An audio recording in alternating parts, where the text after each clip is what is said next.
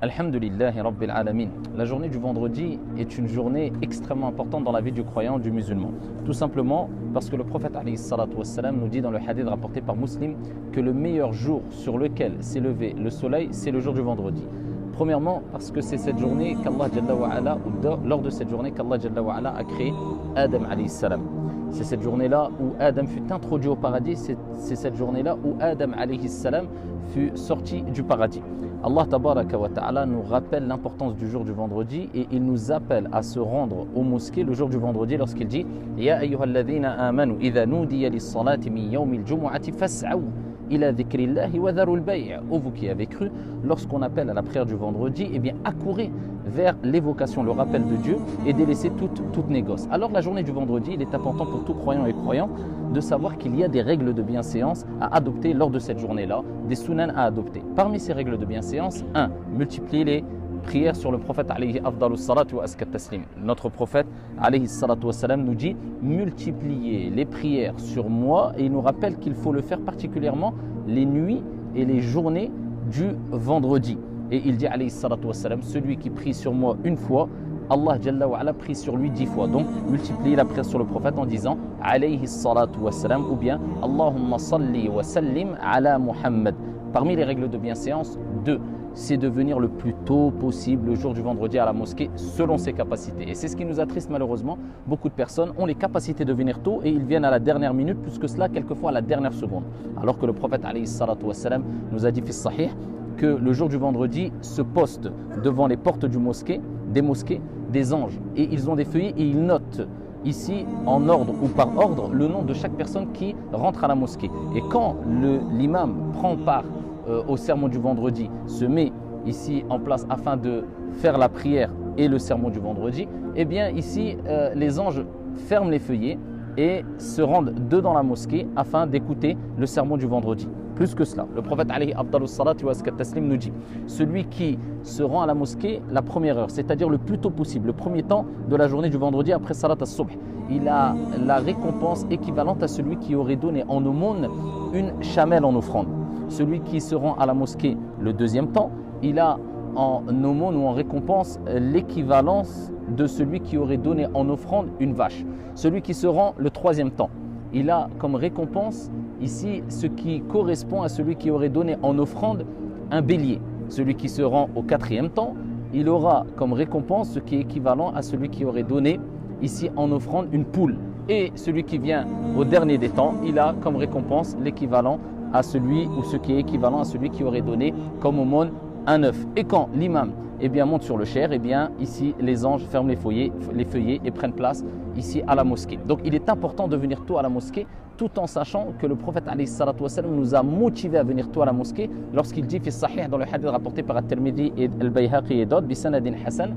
Il nous dit toute personne qui se lève tôt et qui vient tôt à la mosquée en ayant effectué les grandes ablutions et en ayant été à la mosquée en marchant selon ses capacités sans prendre sa monture et qui rentre dans la mosquée, qui s'approche de l'imam et qui se concentre, il aura comme récompense pour chaque pas effectué quand il s'est rendu à la mosquée ce qui correspond à un an de jeûne et un an de qiyamul layl, prière de la nuit. Troisième des choses, parmi les choses à faire le jour du vendredi et qui est accessible à toutes et à tous, c'est lire Suratul Kahf, la sourate, la caverne. Alors si on ne peut pas la lire en arabe, on la lit selon nos capacités, bien sûr donc en français. Mais il est recommandé de la lire particulièrement en arabe. Et le prophète alayhi salatu wassalam nous dit, toute personne qui lit Suratul Kahf le jour du vendredi, Allah tabaraka wa ta'ala lui accordera une lumière jusqu'au vendredi prochain.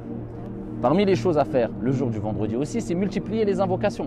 Car le prophète alayhi salatu wassalam nous dit, le jour du vendredi, il y a un temps qui est vraiment limité et très court, où toute personne qui se trouve à invoquer Allah tabaraka wa ta'ala au moment de ce temps qui est très court, Allah Jalla wa Ala acceptera son invocation. Certains savants disent que c'est après l'Asr, d'autres disent que c'est au moment où l'imam prend position sur le mimbar jusqu'à ce qu'il accomplisse la prière. Dans tous les cas, multiplier les invocations et les évocations aussi, le dhikr lors du vendredi. Parmi les choses à retenir pendant le jour du vendredi, c'est qu'il est impératif de délaisser certaines mauvaises habitudes. Parmi ces mauvaises habitudes, c'est de parler ou de se consacrer à des futilités. Le prophète alayhi salatu wassalam a vu une personne dans le hadith rapporté par Ahmed. Ici, il a vu une personne rentrer dans la mosquée et enjamber les gens, c'est-à-dire pour prendre position le plus près de l'imam, alors qu'il est venu en retard. Le prophète alayhi salatu wassalam a dit « Ya fulan » au un tel, alors qu'il sermonnait les gens, alors qu'il faisait le prêche du vendredi. « Assieds-toi, car certes tu as fait quelque chose de mal ».